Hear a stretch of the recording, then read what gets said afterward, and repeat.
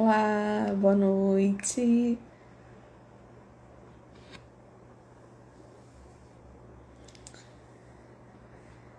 Sejam bem-vindos à nossa live das 21 horas. Boa noite. Para quem está passando por aqui, caiu de paraquedas. Hoje o nosso tema é sobre fisiologia. Eu vou responder a pergunta de como as luzes terapêuticas agem no nosso organismo, né? Como funciona esse processo, por que elas trazem respostas terapêuticas aí.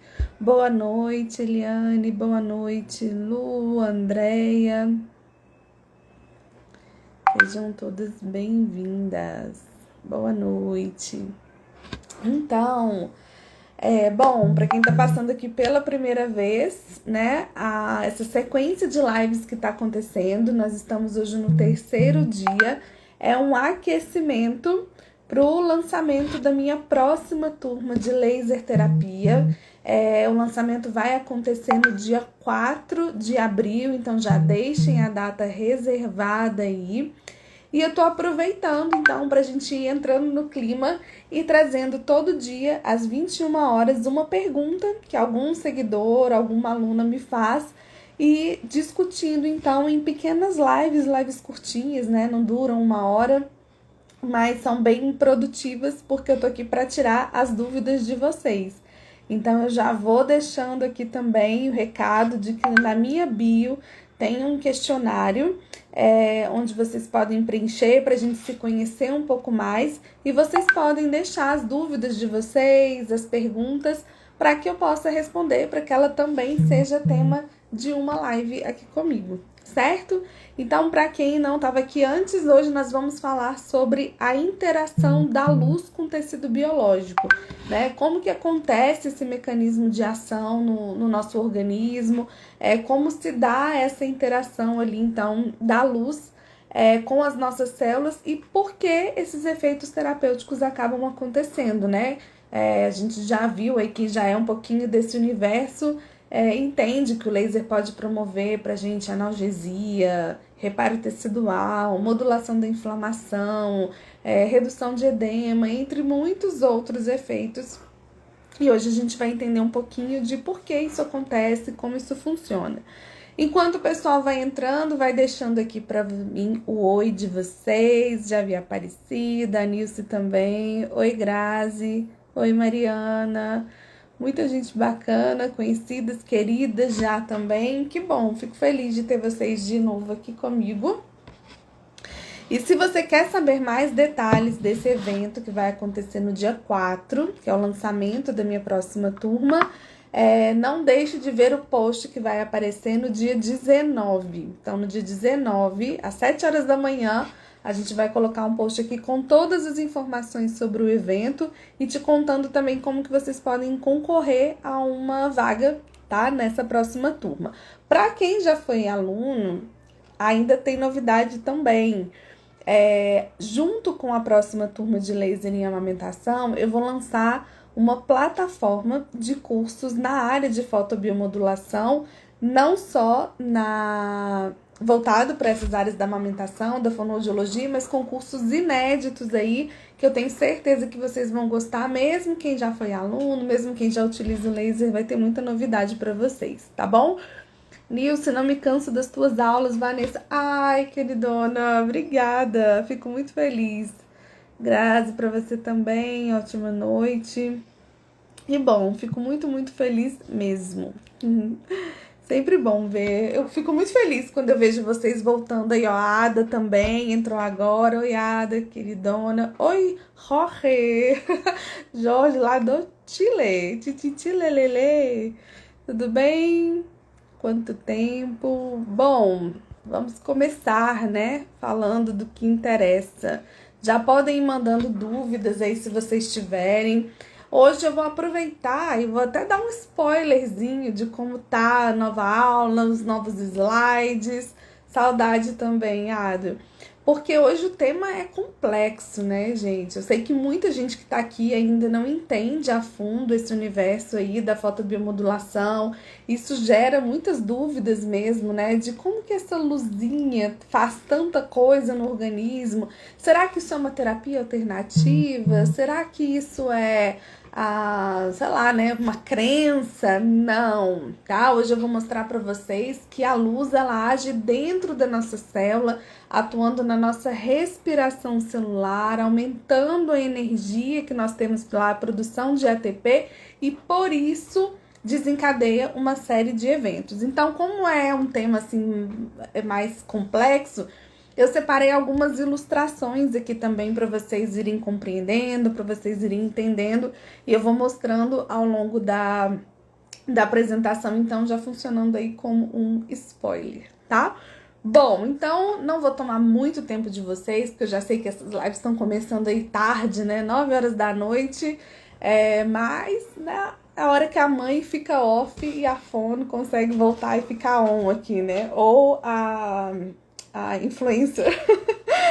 Olha só, hoje a gente vai falar então sobre a interação da luz com o tecido biológico, tá?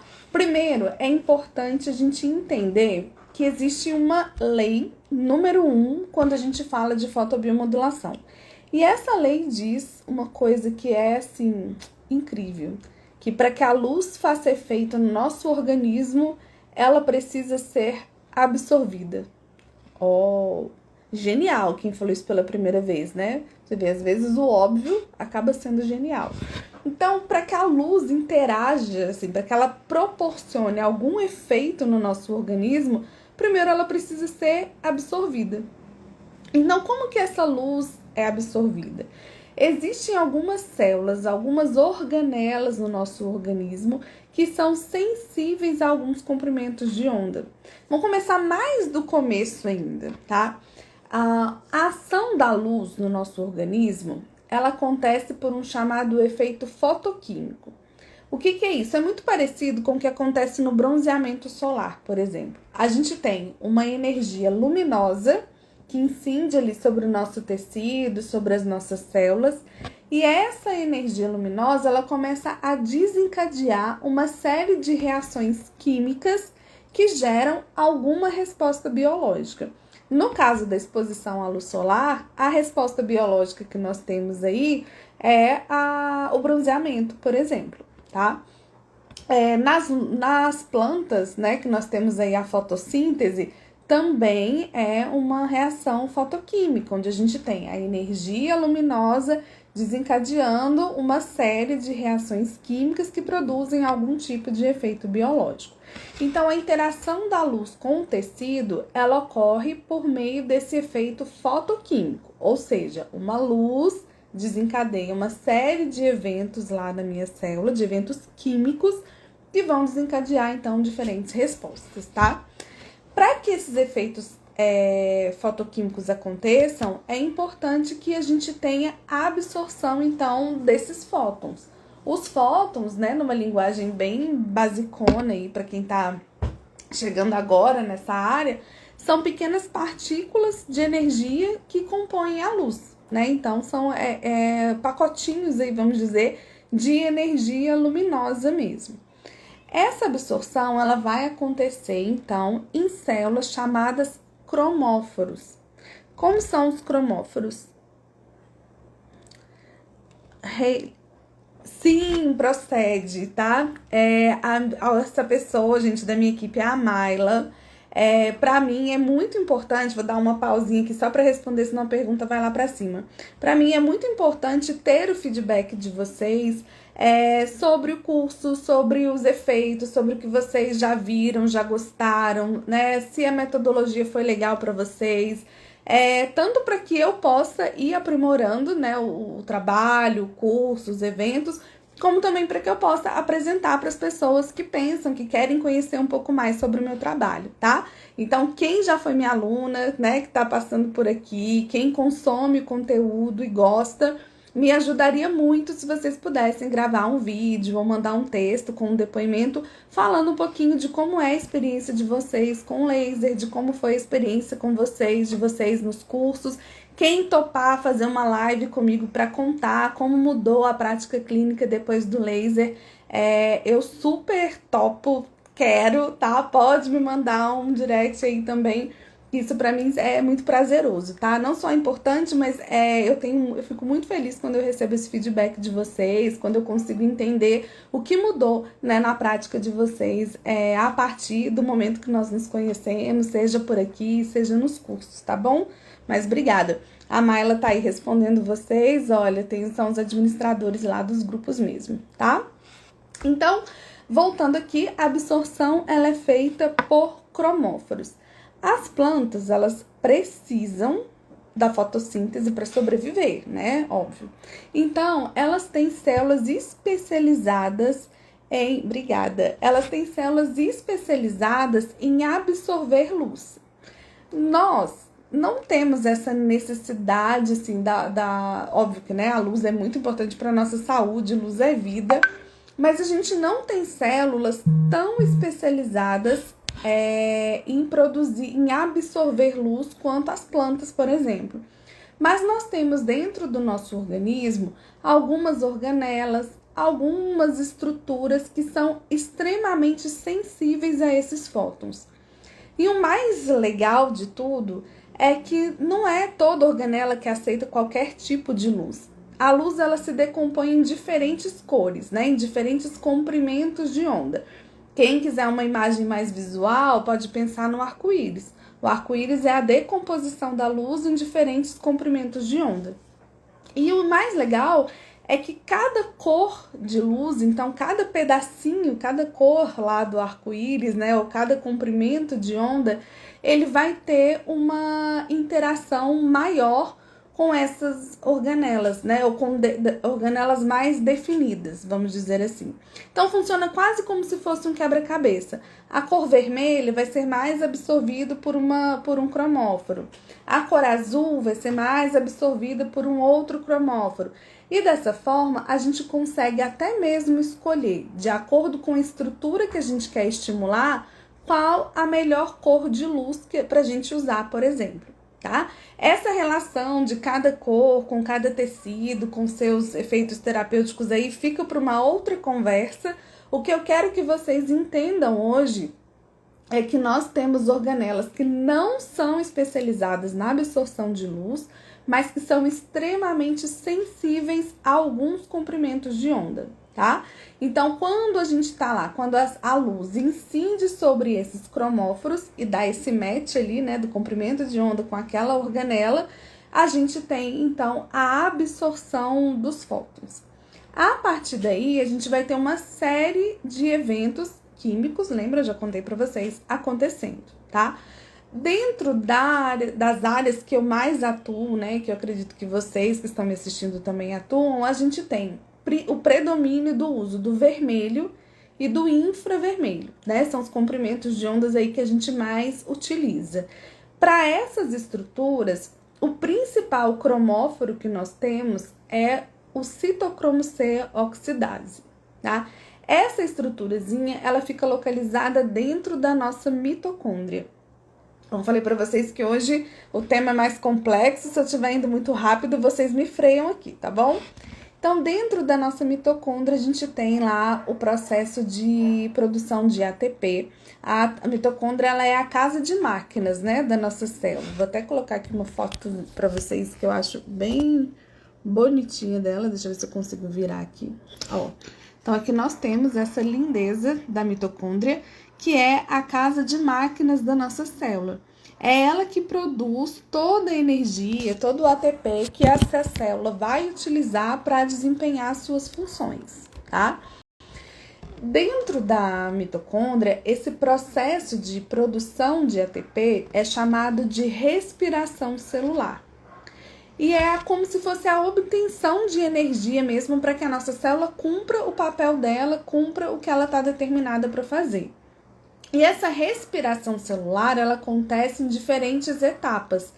Ela acontece desde a quebra das moléculas orgânicas, da quebra da glicose que nós consumimos, que é fonte de energia para o nosso organismo, até a etapa final, que é chamada de cadeia respiratória, ou em alguns termos aí vocês podem ouvir como fosforilação oxidativa, né? Mas eu vou simplificar isso para vocês aqui hoje, para vocês entenderem melhor.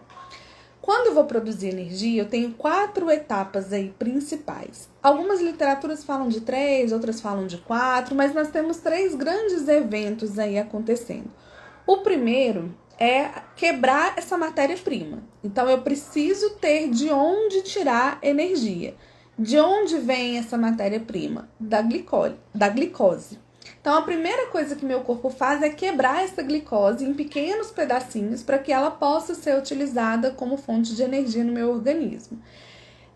Esse movimento de quebra da glicose, ele libera muitos elétrons, libera hidrogênio e produz um pouquinho só de ATP. Nós temos alguns caminhõezinhos de mudança, que são chamados aí de NAD e FAD, não sei quem vai lembrar dessa dupla dinâmica lá da época de ensino médio, né?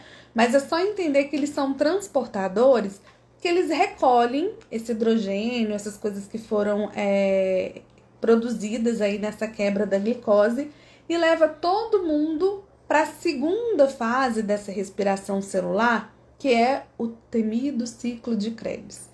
Eu não tive bioquímica, graças a Deus, né? Na época da minha graduação não tinha ainda, não era disciplina obrigatória dentro da fonoaudiologia, eu acho que hoje até já é. Mas eu lembro de estudar um pouquinho na fisiologia e tal, o ciclo de Krebs, que era o terror da galera, né? Minha mãe é bióloga e eu lembro dela falando, dela explicando algumas coisas sobre isso, assim, é muito complexo de entender e nem é esse meu objetivo aqui, tá?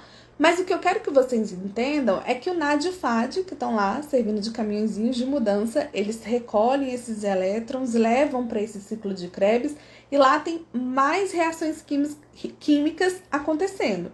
Principalmente produção de ácido lático, quebra mais ainda dessa molécula de glicose, dos piruvatos que são formados e mais produção de hidrogênio. Quem participa disso? NAD e FAD, que vão lá, recolhe todo mundo e leva para a última fase, que é onde o laser atua, que é a respiração celular. Desculpa, cadeia respiratória. Então, respiração celular é tudo isso. Desde quando ele vai lá, busca a glicose, quebra ela todinha, isso produz ali piruvatos, produz hidrogênio, NAD e FAD vai lá, recolhe todo mundo, leva para o ciclo de Krebs, tem mais reações químicas acontecendo ali, NAD e FAD vai lá, pega todo mundo e leva para a cadeia respiratória, que eu brinco que é onde a mágica acontece. Vou mostrar de novo aqui para vocês uma foto de como é a cadeia respiratória dentro da nossa mitocôndria, lindíssima. Peraí, gente. Olha aqui, ó.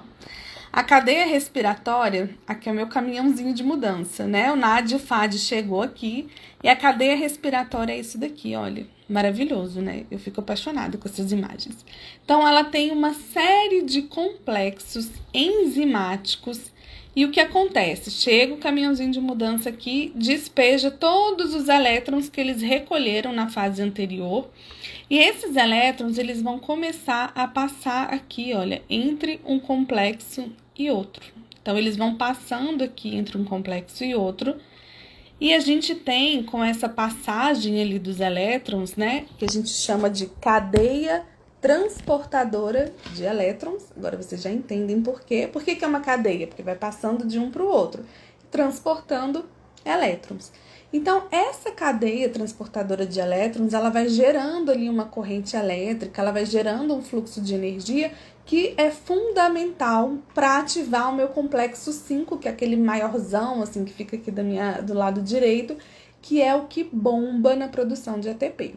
Tá? Então, no final do processo de respiração celular, de produção de energia pela célula, a gente tem o complexo 5 lá, ó, trabalhando.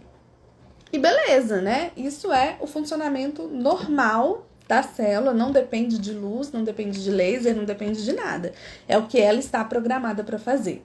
Porém, nós estamos aí submetidos a vários estímulos que podem aumentar o excesso de radicais livres dentro do nosso organismo. Se a gente for pensar que o ar hoje é extremamente poluído, que a gente tem uma vida extremamente estressante, né? Assim, cheia de tarefas, de compromisso, pouco contato com a natureza. A alimentação, por mais natural que seja, tá difícil a gente fugir dos agrotóxicos. Então, assim, a própria exposição à radiação, poluição, né? Não sei se eu já falei. Então, a gente tem uma série de agentes externos que contribuem muito para o aumento de radicais livres dentro do organismo. E tudo bem, porque nós temos enzimas antioxidantes para trabalhar e para combater esses radicais livres. O problema é que quando eles estão em excesso, ou quando a gente tem, por exemplo, uma inflamação acontecendo, uma lesão, uma doença, esse sistema antioxidante ele começa a ficar meio capenga, ele começa a falhar um pouco. E aí o excesso de radicais livres dentro da nossa célula leva ao chamado estresse oxidativo, ou seja, tem mais intruso ali do que deveria ter. Tem mais, aqui numa balança, ó, deixa eu mostrar de novo aqui para vocês. Aqui o ROS seriam as espécies reativas de oxigênio, seriam esses radicais livres, então eu começo a ter mais radicais livres do que o meu sistema antioxidante começa a dar conta. E aí eu tenho, então, o chamado estresse oxidativo, que é realmente um desequilíbrio. E aí isso começa a interferir na minha produção de ATP. Isso começa a dar ruim lá dentro da minha mitocôndria, lá na minha cadeia respiratória. E uma pequena partezinha dela é bem importante nesse processo, que é justamente a tal da citocromo C oxidase. A citocromo C oxidase, ela fica localizada lá no complexo 4. Então, ó, de novo aqui a cadeia respiratória, os elétrons chegam, vão passando aqui entre um e outro, entre um e outro. E aqui no complexo 4, a gente tem a citocromo C oxidase. Ela é uma estruturazinha que fica ali presa no oxigênio e ela também participa muito do transporte de elétrons aqui entre esse complexo 3 e 4. Esse transporte de elétrons a gente chama de estado redox da célula. Por quê? Porque ele leva um elétron, perde, volta, ganha um elétron, vai, fica reduzido, perde esse elétron, volta oxidado, ganha outro elétron, volta reduzido. E esse transporte de elétrons aí é chamado de estado redox. Por quê? Porque reduz, oxida, tá? E isso é importante, isso faz parte do transporte de elétrons. Quando tem muitos radicais livres, o citocromo C oxidase, que deveria estar ali transportando elétrons, segurando o oxigênio, ele começa a dar tilt. Na estrutura normal dele, ele está ali agarradinho com o oxigênio. Vem esse transporte de elétrons, cada vez que eles passam dentro desses complexos, eles liberam hidrogênio. O hidrogênio vai lá, se liga no oxigênio e vira água. Vem outro hidrogênio, se liga no oxigênio do citocromo C oxidase e vira água e tá tudo bem. É sobre isso e tá tudo bem.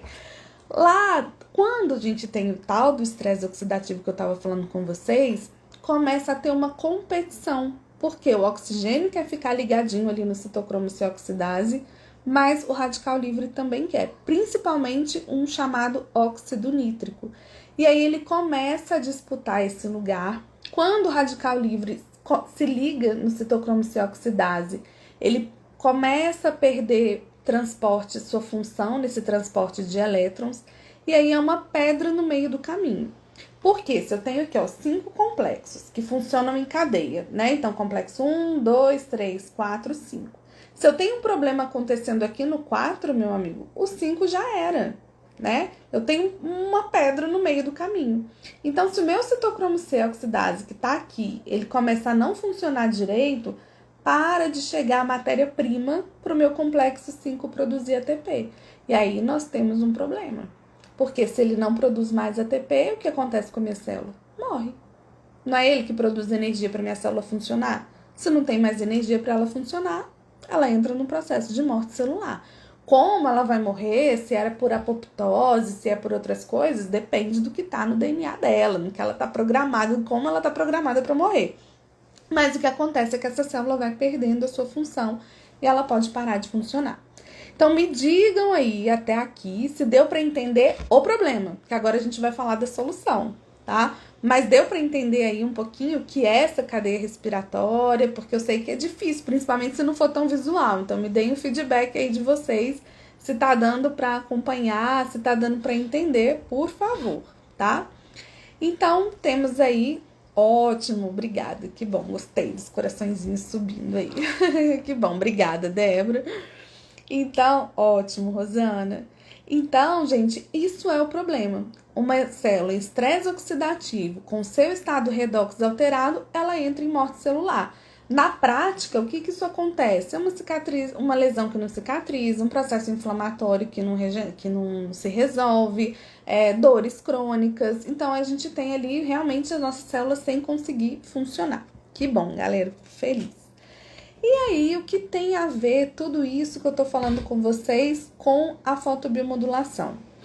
As pesquisas aí que estudam a fundo a relação do laser com o tecido biológico têm mostrado que esse citocromo C oxidase é extremamente sensível ao vermelho e ao infravermelho. Quando ele tá lá sofrendo, passa um cheirinho ali do vermelho, do infravermelho, ele fala, opa, eu quero essa energia aqui. Opa, eu quero esse fóton aqui. E aí ele começa, então, a absorver e a usar essa energia luminosa do fóton para trazer reações químicas também para esse processo respiratório. Vou mostrar outra imagem para vocês que vai facilitar. A gente tem aqui, olha, essa seria a estrutura do citocromo C oxidase, com o óxido nítrico, que é um radical livre aqui, ocupando um espaço que deveria ser do oxigênio. E aí, o que eles descobriram? Que quando chega a energia do laser, da luz, né? Pode ser de um LED, mas quando a gente incide lá o comprimento de onda nessa determinada faixa, ele é capaz de fazer o fotodesligamento do óxido nítrico. O que é isso? Ele quebra essa ligação do citocromo C oxidase com o óxido nítrico e assim o oxigênio pode voltar a ocupar o seu lugar. Então, quando o oxigênio volta a ocupar o seu lugar, o fluxo da cadeia respiratória ele é restabelecido. Então, o primeiro tópico aí que a gente tem dessa ação, o primeiro efeito do laser lá dentro da célula é a quebra dessa ligação do citocromo oxidase com o óxido nítrico. Esse óxido nítrico, ele é um vasodilatador importante, assim, ele cai na nossa corrente sanguínea e ele é um sinalizador de que ali tem alguma coisa acontecendo para atrair nossas células de defesa. Ele é um vasodilatador super importante, né, em alguns lugares aí, acho que alguns serviços, não sei se ainda se usa, mas já foi muito usado para fazer vasodilatação brônquica, por exemplo, brônquica. Então, o óxido nítrico, ele é bom, a gente produz, porém, em excesso, ele acaba contribuindo para esse estresse oxidativo da nossa célula.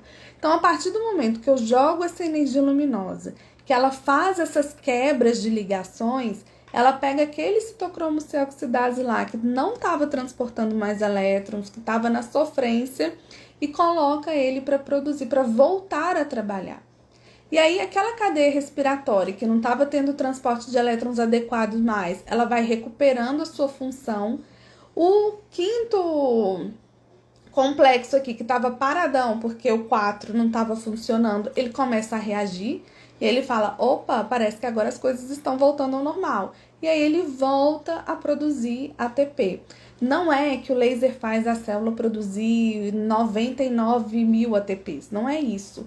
A gente tem lá aquela média, né? Algumas literaturas falam de 32, outros falam de 38 moléculas de ATP. O problema é que quando a célula está nesse estresse oxidativo, ela não produz nem isso. Então, o laser, ele atua restabelecendo a respiração celular e, com isso, ele aumenta a produção de ATP dentro da capacidade daquela célula. A partir daí, eu tenho uma série de outros eventos acontecendo que são mais complexos, mas que incluem principalmente liberação de cálcio, liberação desse óxido nítrico na corrente sanguínea, liberação de outros sinalizadores que atuam no nosso sistema imunológico, e a consequência disso é uma célula que estava morrendo volta a funcionar. Se isso acontece com uma célula, acontece com a vizinha, acontece com a outra é todo um tecido que está voltando a trabalhar melhor, consequentemente todo um órgão que volta a trabalhar melhor. E com isso a gente tem os efeitos terapêuticos que a gente deseja. Proliferação, melhora da inflamação, migração celular, diminuição da dor, o reparo tecidual. Então, tudo isso vem como uma consequência de uma ação mínima lá do laser, mas não transformando nada. E é o que eu acho mais lindo, assim, de ver a ação da luz no organismo, que ela funciona quase como se fosse uma nutrição mesmo. Ela chega para minha célula, que já sabe o que ela tem que fazer, e fala assim: amiga, tá difícil? Toma aqui um pouquinho de energia para você se recuperar. E isso vai nutrindo o nosso organismo e vai recuperando essa função. E é por isso que a gente tem que ter muita noção da fisiologia, da fisiopatologia daquilo que a gente quer tratar, porque eu tenho que saber qual é a fisiologia do processo nisso aqui, até onde o laser é capaz de modificar, ou até quando ele vai potencializar determinado processo. Tudo isso entra no nosso raciocínio. Então, quando eu falo que eu respeito muito o recurso, eu entendo que, assim, em termos de metodologia, de pesquisa, a gente está avançando, né? A gente ainda tem muito que estudar sobre isso, muito do que compreender. Eu falo que hoje em dia as pesquisas, elas não questionam mais se o laser funciona. Óbvio, né? Para algumas coisas a gente ainda precisa de muita estrada, mas é muito de como funciona. Qual é o melhor parâmetro dosimétrico para que eu consiga ter esses resultados? Né? E isso daqui eu posso promover tanto um estímulo, mas se eu jogo uma energia em excesso nessa cadeia respiratória, eu posso fazer o efeito contrário também. Eu posso gerar uma ação inibitória. Posso pegar uma atividade de uma célula que estava ali respondendo bem e falar: opa, diminui aí, segura a onda que eu não quero você trabalhando muito assim, não. Se esse é meu objetivo, ótimo, né? Vai funcionar muito bem. Mas se eu erro a mão nisso daí, eu posso não ter a resposta terapêutica que eu desejo. Então, quando eu compreendo que o laser é energia para minha célula fazer o que ela tem que fazer, a gente começa a pensar até mesmo no que ele realmente pode contribuir, né? Em que realmente ele pode atuar. Porque às vezes a gente vê uma indicação que fala assim: mas o laser para isso, o laser para aquilo. Peraí, quando eu penso na fisiologia, existe uma lógica para isso? Né? Quando eu penso assim, por exemplo, no aumento de leite, do laser para um aumento de produção láctea, que está muito na moda aí agora. Quando eu entendo essa fisiologia, será que quando eu tenho uma baixa produção, é a minha célula da mama que não está funcionando bem, que não está recebendo essa luz?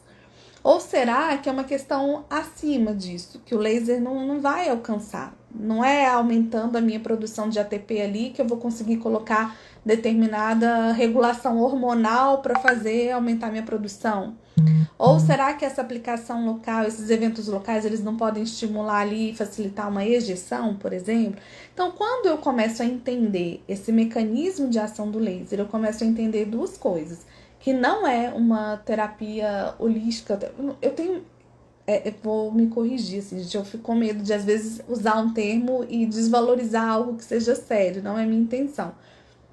Mas é porque, às vezes, a gente vê as pessoas encarando a fotobiomodulação como se fosse algo muito... que a gente acredita, natureba, povo zen. Não é isso. A gente está falando de efeito fotoquímico, né? A gente está falando de luz que que incide sobre o tecido e que traz eventos ali que acontecem, eventos bioquímicos. Então, é algo realmente muito real. Então, eu acredito que a gente fortalece a ciência, quando a gente entende esse mecanismo, a gente consegue explicar melhor para o paciente o que a gente está esperando de resposta e por que a gente espera isso. A gente consegue se posicionar melhor numa equipe de trabalho que muitas vezes desmerece o recurso e fala assim: lá vem a fono com essa luzinha. Não é assim. A gente acredita que funciona por causa disso, disso e disso. Se você não entende, eu posso te mostrar um artigo, a gente pode sentar, a gente pode conversar. Às vezes as pessoas me perguntam, o laser funciona para tal patologia? Eu não faço a menor ideia do que seja. Mas se eu viro para ela e falo assim, me explica qual é a fisiopatologia da doença. Explica o que está acontecendo de errado, que pode ser que eu consiga te responder. Quando a gente vai, por exemplo, na esclerose lateral amiotrófica, tem um dos questionamentos que a gente faz, a gente não tem pesquisas ainda direcionadas para esse público, mas já se sabe que a fisiopatologia, né, da esclerose lateral amiotrófica, isso eu aprendi com a Adriana Leico, que é minha querida, assim, ainda vou fazer uma live com ela aqui junto, que a fisiopatologia da doença envolve um distúrbio mitocondrial, uma disfunção mitocondrial, que já tem uma produção de espécies reativas de oxigênio aumentada. Será que quando eu penso na fisiologia, o laser pode ajudar no paciente com ela? Às vezes ele vai me trazer uma resposta imediata muito boa, porque vai me trazer fluxo sanguíneo para o músculo, ele vai reagir, mas lá na bioquímica celular, será que é interessante eu juntar um recurso que aumenta a produção de espécies reativas de oxigênio em uma doença onde isso já é elevado? Será que a longo prazo eu não posso piorar esse quadro ou avançar ainda mais essa doença? Então, entendendo essa fisiologia da ação da luz na célula, a gente consegue começar a fazer algumas inferências de onde ele realmente pode ajudar, de como ele pode participar de cada doença, de como ele pode contribuir com cada tratamento. E aí a gente vai crescendo mesmo enquanto ciência.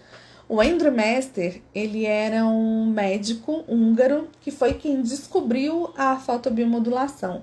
E ele tem uma frase que eu vou mostrar aqui para vocês que eu adoro, que ele falava que laser é a solução procurando um problema.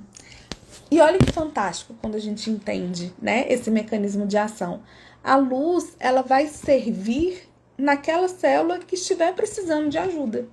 Se eu estou lá totalmente equilibrada, né, eu jamais seria essa pessoa, mas se eu estou lá extremamente equilibrada, tenho uma vida extremamente saudável, faço meditação, só me alimento de coisas orgânicas, respiro ar puro da natureza, não tenho nem nada que me estressa, beleza, pouco impacto essa luz poderia ter no meu organismo em termos de uma ação terapêutica, sabe? A luz é importante sempre, né? A luz solar, ela desencadeia várias reações boas no nosso organismo, principalmente a síntese de vitamina D, então a gente tem aí uma importância muito grande da luz. Mas pensando nesses comprimentos de ondas específicos, na fotobiomodulação propriamente dita, talvez se eu nunca tivesse um estresse oxidativo, se eu não tivesse nenhuma célula sofrendo um cadinho, essa luz ela ia entrar ali, ia passar, dar tchau e pronto. Ninguém ia precisar absorver. Então, quando ele fala que é a solução procurando um problema, é mostrando justamente o quanto que esse recurso ele é inteligente, o quanto que ele age onde precisa agir, naquelas células que realmente estão demandando algum tipo de ajuda, algum tipo de auxílio. E a partir daí a gente tem isso, a gente chama de eventos primários que acontecem lá dentro da célula, e a partir daí a gente tem uma série de eventos secundários, que é, como eu falei, o aumento da proliferação celular, porque a minha energia que estava ali, né, o fibroblasto, por exemplo, que estava ali capenga, de repente ele vai e começa a produzir mais colágeno. Eu tenho um aumento do fluxo sanguíneo ali naquela região, com mais ATP, que me ajuda no desempenho muscular. Tenho a mesma produção de ATP me ajudando, por exemplo, na atividade dos meus linfonodos e melhorando uma drenagem. Então, a partir desses eventos bioquímicos que acontecem lá na célula, a gente tem uma série de eventos de efeitos secundários e terciários acontecendo no tecido e no organismo como um todo. Viu? Ficou claro, pessoal? Deu para entender? Não sei nem como é que tá a hora. Olha, eu falei que ia ser rapidinho, mas já temos 40 minutos aí. Se deixar, a gente vai falando.